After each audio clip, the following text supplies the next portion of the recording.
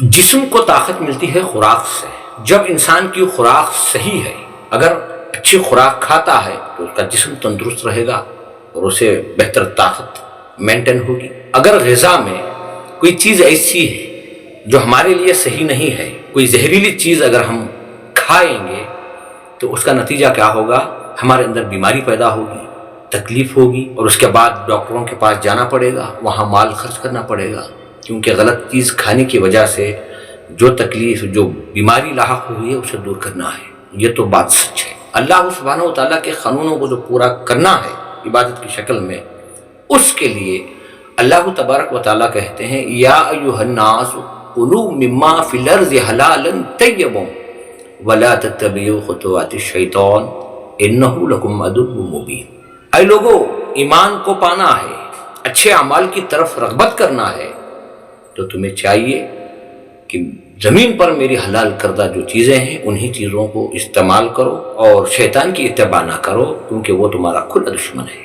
اللہ سبحانہ و تعالیٰ حلال چیزوں کے استعمال کرنے کا حکم دے رہا ہے، وہاں شیطان ہمیں حرام کی طرف لے جائے گا، غلط کی طرف لے جائے گا۔ اور جو انسان غلط طریقے سے تجارت ہو یا کچھ بھی ہو، دھوکہ ہو، کچھ بھی ہو، لیکن جو غلط طریقے سے اللہ اس کے رسول صلی اللہ علیہ وسلم کے قانونوں کے خلاف جو کمائی کی ہے وہ حرام ہو گئی، اور جو حرام کمائی سے اپنی ضرورتوں کو پورا کرتے ہیں وہ حرام لقمے کے جانے کی وجہ سے انسان کی عبادتیں اثر نہیں دکھاتی۔ جیسے ایک غلط چیز کھانے کی وجہ سے جسم پر حال آ گیا تھا، بیماری کے جیسے حالات آ گئے تھے، ویسے ہی حرام طریقے سے کما کر کھانے کی وجہ سے ایمان کمزور پڑ جاتا ہے اور اچھے اعمال کرتے بھی ہیں تو اس کا کوئی فائدہ نہیں ہوتا۔ جب انسان حرام خوراک کھانے لگ جائے، اس خوراک کے ذریعے سے جو اسے طاقت ملتی ہے، اس طاقت میں نگاہوں سے جو چیز دیکھتا ہے اس سے عبرت حاصل نہیں ہوتی، کانوں سے حق باتیں سنتا ہے لیکن وہ اس پر اثر نہیں کرتی، دماغ میں اچھے خیالات نہیں آتے۔ کیوں؟